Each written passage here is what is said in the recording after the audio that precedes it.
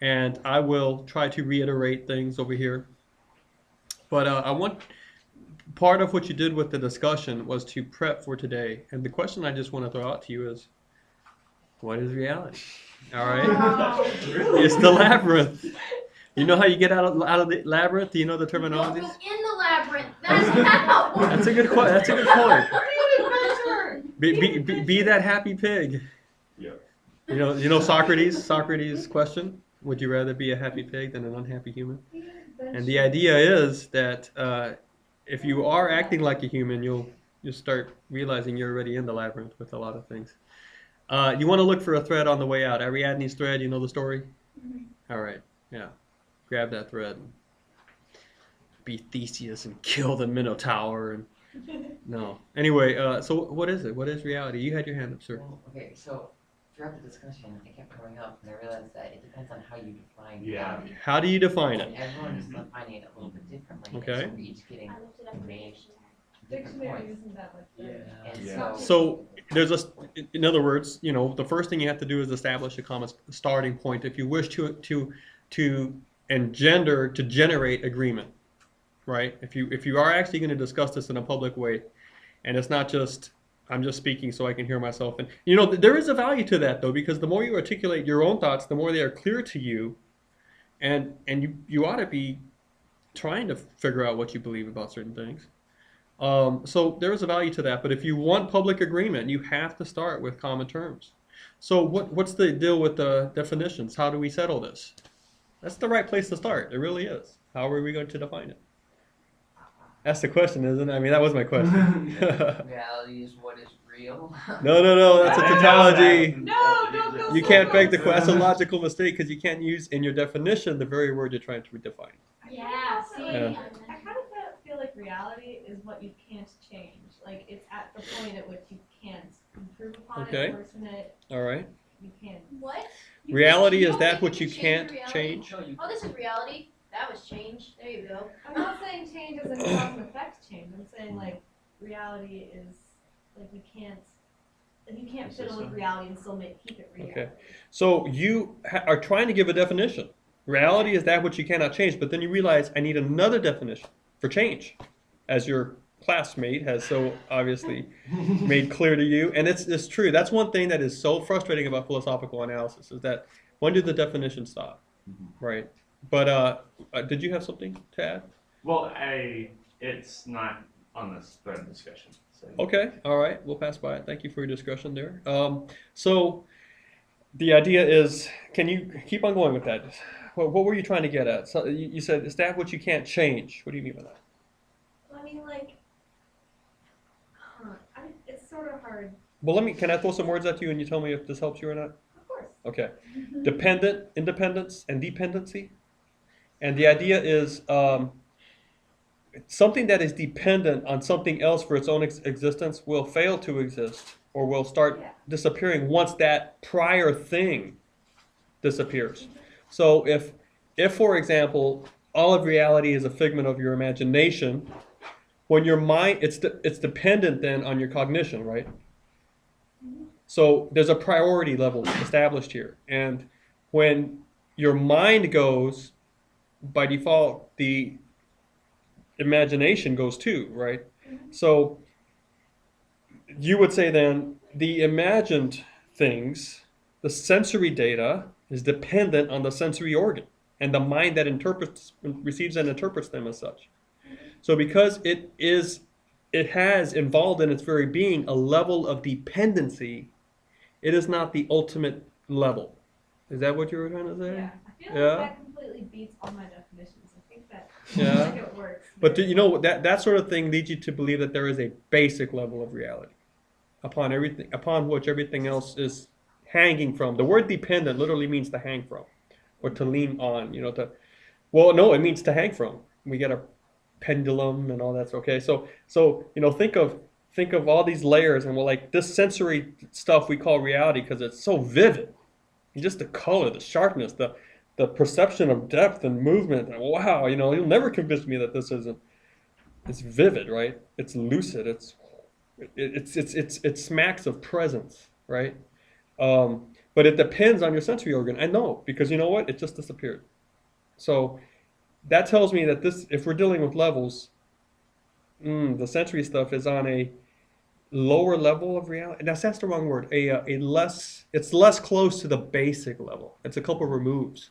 And we're trying to get, when I ask you what is reality, right? I'm asking you what is that spot beyond which there is no, and there is no removes to it. And what's the basic level? So that's what you're asking. Yeah. Okay. Yeah. All right. Because I know that you can define reality as like just your perception of Yeah, the world sure. around you. So you can define it like that. But when you were brought But up the see, question, you were asking for that most basic. Well, yes, because the thing is, if I run into someone who actually does say all things that are truly real are things you can see, are things that are empirically ministered to you, they come to you through your senses.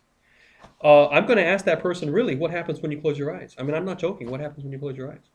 Now, this question is treated a little more profoundly in a book called The Astonishing Life of Octavian Nothing. Have you heard of that story? Yeah. Yeah. Did I get it right? The Astonishing Life of Octavian Nothing? I don't know.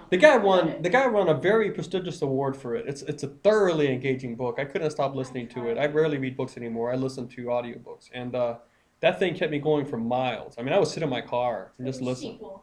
Yeah, there's a sequel to The Kingdom on the Water or something like that.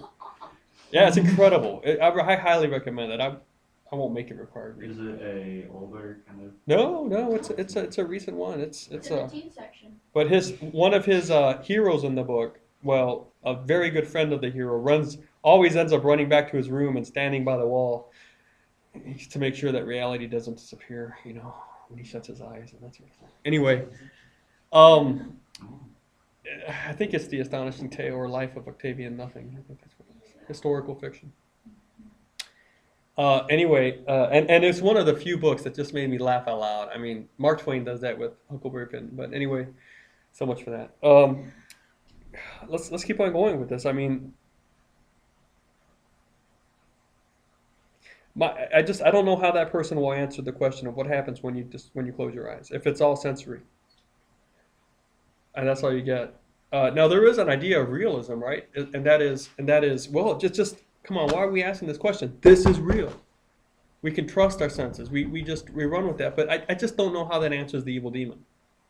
So the trouble with answers that you're going to accept, it just depends how rigorous you are with your doorkeeping, right? Because you keep the door and you let stuff come in and like you stick. And I just that notion is very good for practical life. Yeah. The physical activities you have to deal with in life and for which you have physical consequences or social/physical consequences. So, but I just don't know how it deals with the evil demon. And Descartes, more than anything, I think Descartes is famous because he posed that question in a way that in a culture that was ready for it. But yeah, I don't think that would be basic. Personally, but can you convince me otherwise, or can you answer the evil demon, or what were some of the things you came up with? I think, and this might be different than what you're saying, but it's like I think that when you're talking about the essential kind of perception reality, then you can throw out that evil. You can take that evil demon idea with you, because even if what you're seeing is a lie, like a magic trick, then that's still kind of what your reality is. Yeah, it's cohesivism. Yeah. So, but then that isn't the most basic form. Yeah, so because then you even have to acknowledge the evil the demon. most entrenched cohesivist, I think, would have to acknowledge that he doesn't know whether or not it is in fact a very sophisticated dream. He's just admitting that he's never going to get out of the dream, and so he may as well just focus on what's in the dream. So then that's reality to him. Yeah, and he's saying since I don't know how to ever get out of this reality, I don't even know if we ever will get out of this reality. Why should I even worry about what's beyond this reality?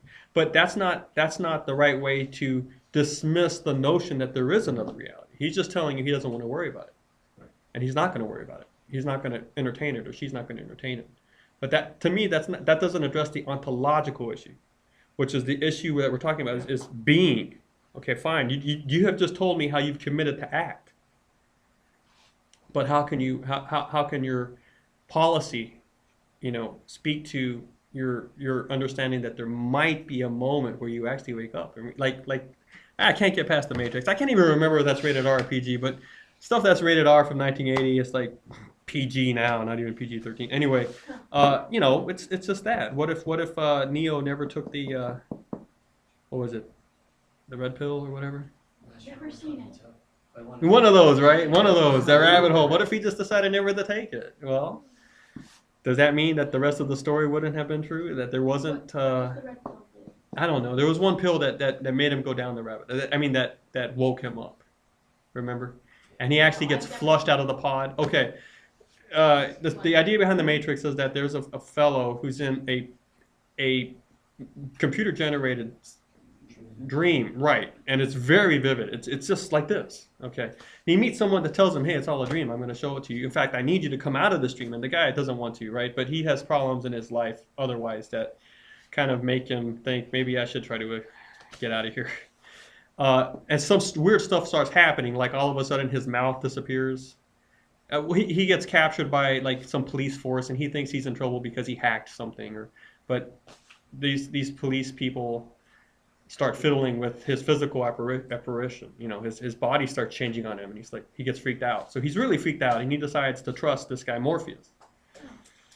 Morpheus gives him a pill, and the pill actually shocks his body because what's happened is that in the world, computers have taken over, robots or whatnot, computers have taken over the whole world, right? And they want an energy source. And the human body is a very good energy source. It's just, it can run stuff, especially when you have 20 billion of them or whatever. So they have human bodies all in these pods plugged into big batteries. And they farm humans. Yeah, all that sort of stuff. So when you take the pill, yeah. When you take the pill, all right, it actually shocks your body and it makes the battery reject you.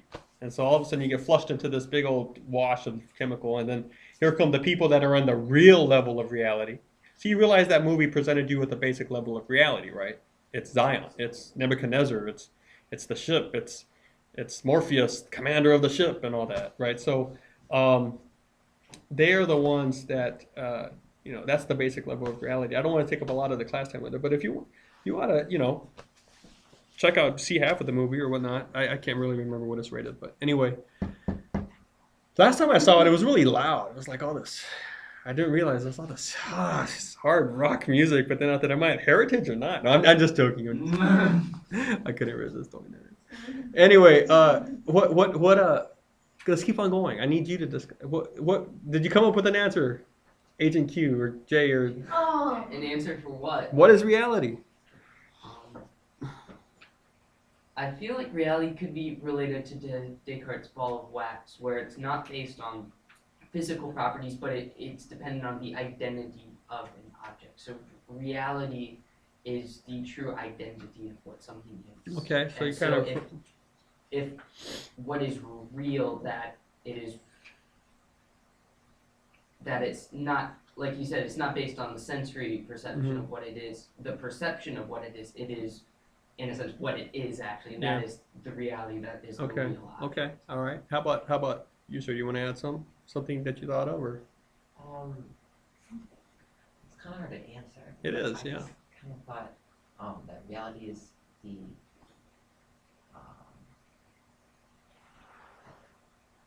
my definition is the good. Is the what? It's not very good. That's fine. Then you start with something, and then you work on it.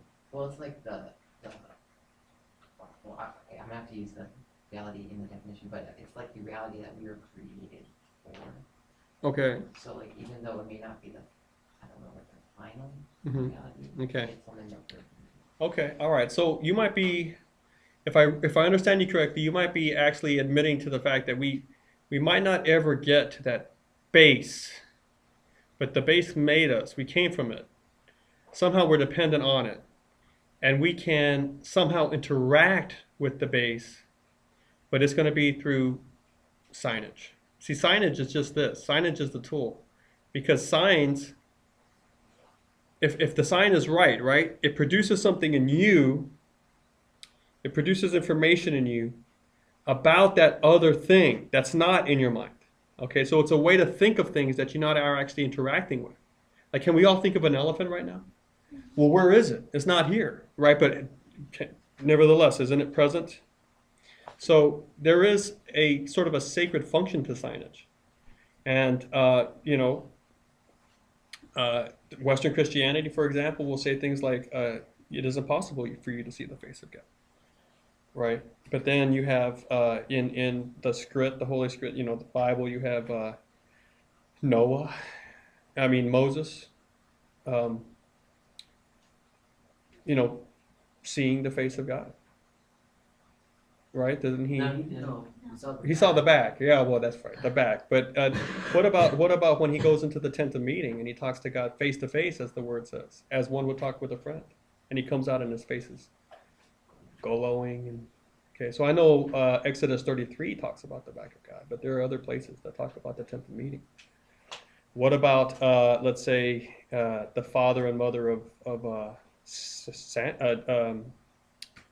Samson, right?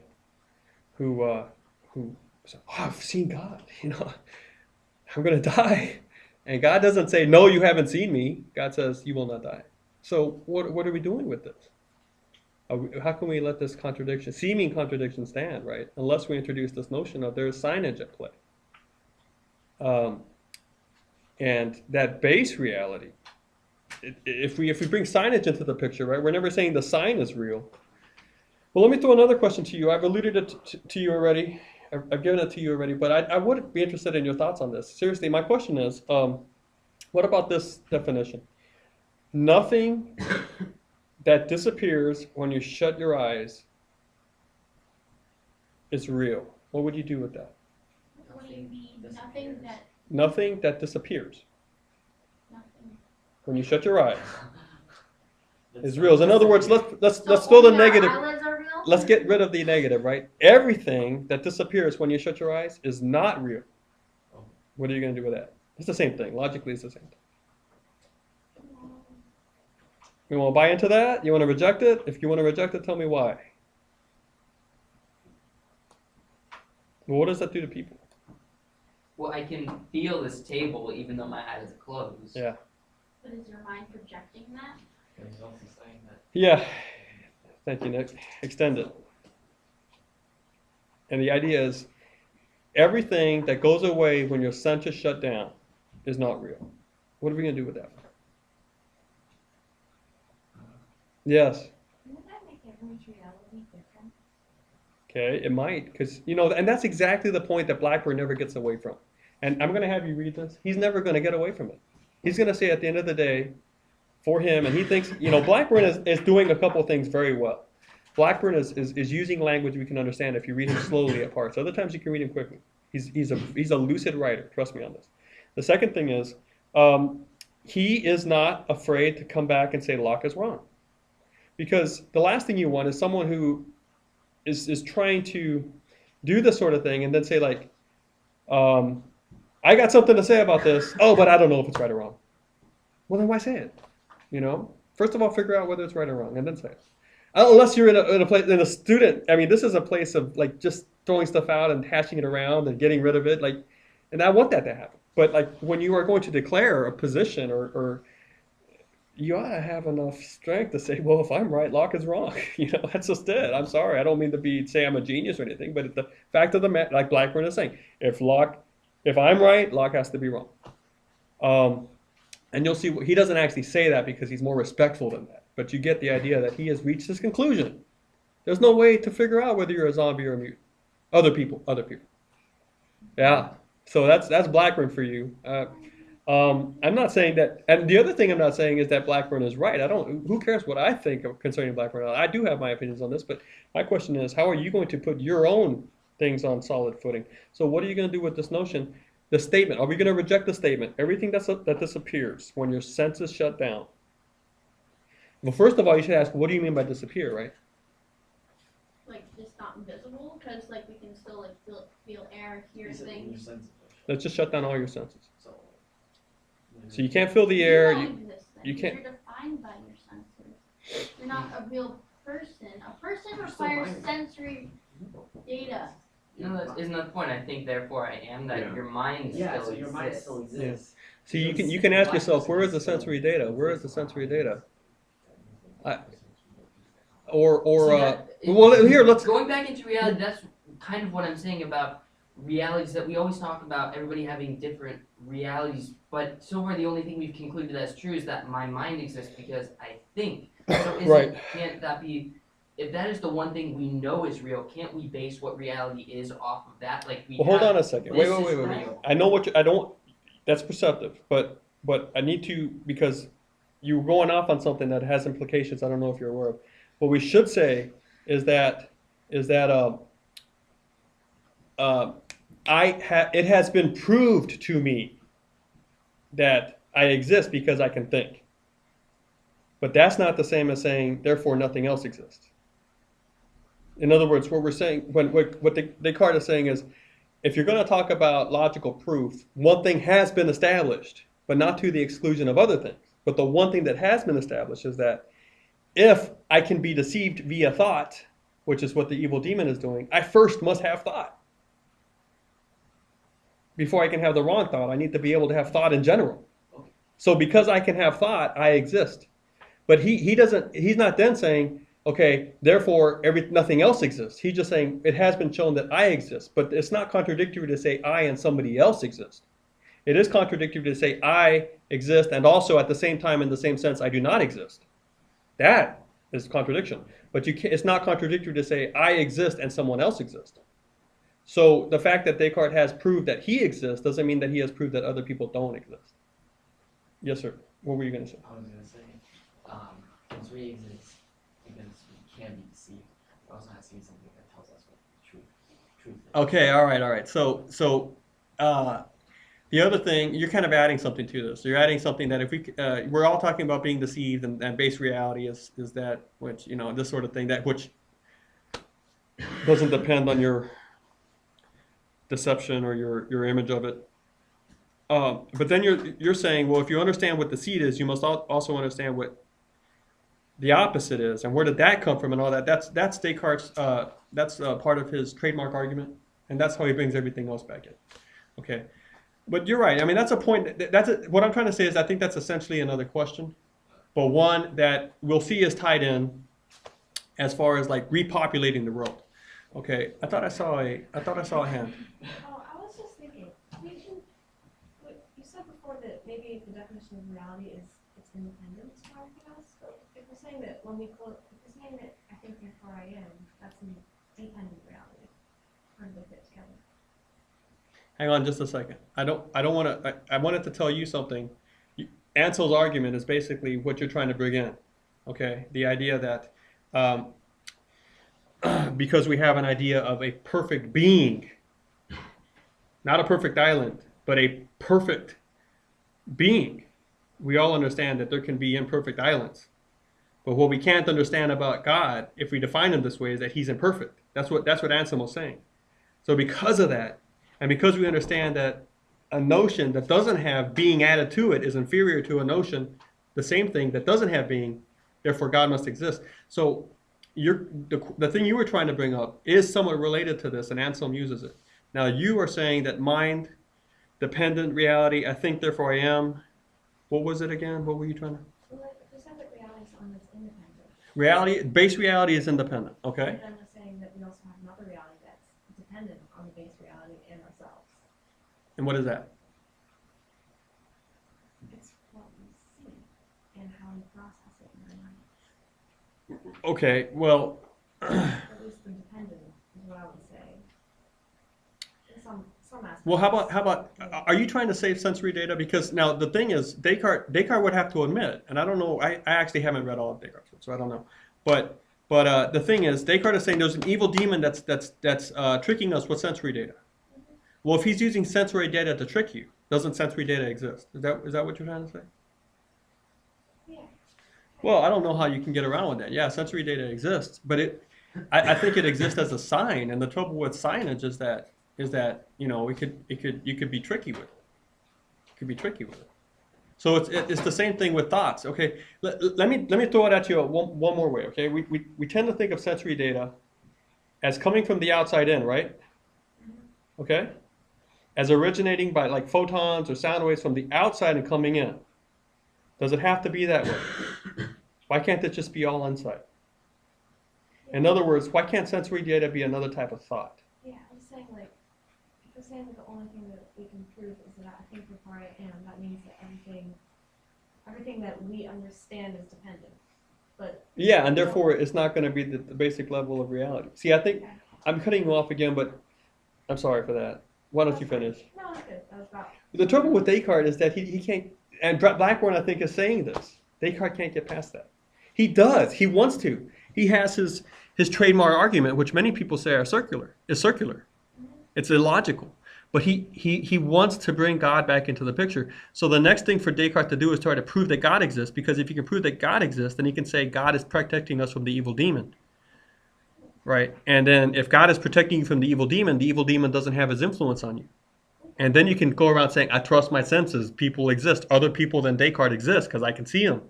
But why are you trusting your senses? Because God exists and he's not going to deceive me. God doesn't deceive. There is no deception in God. That's what Descartes is thinking. So he wants to bring God back in the picture. So how is he going to do it? Well, he's going to say, don't you have a notion of perfection? That has to be where did it come from? Do you agree with Anselm's argument of reasoning on how God exists? If you agree that? with his definition of God, you have to agree. I think you have to agree with his argument. The trouble is agreeing with his definition of God. I think personally, Galnilo's response to him was wrong, because Galnilo was talking about an island. Anselm was talking about the perfect being. So the island does share a being in a small b. It exists, but it's not being with a capital B. So I can certainly think of an island that okay, look, for example, we all know what the word island is. Do we go around saying, man, alive, this island cannot speak to me in English, so thus it is an inferior island? Island, where is the fresh water? I can see Robinson Crusoe talking to the island. Speak to me, island. So we all understand that the lack of speech for an island is not necessarily a fault of it, right? By definition of island, that it just means it's surrounded by water. It doesn't mean something that's surrounded by water and can also speak. But Anselm is asking you to think about your definition of God. What does it mean to be God? And then I think if you give him his definition, you have to admit that he exists. Which is why when Galnilo writes his response and brings the island in, Anselm just kind of like sits back and say, well, the perfect rebuttal is to say, the fool says in his heart, there is no God. And he's like, yeah, Galnilo, you're a fool. So anyway, he's saying Galnilo proved his point. That's what that the fool says in his heart, there is no God. I've got to stop, but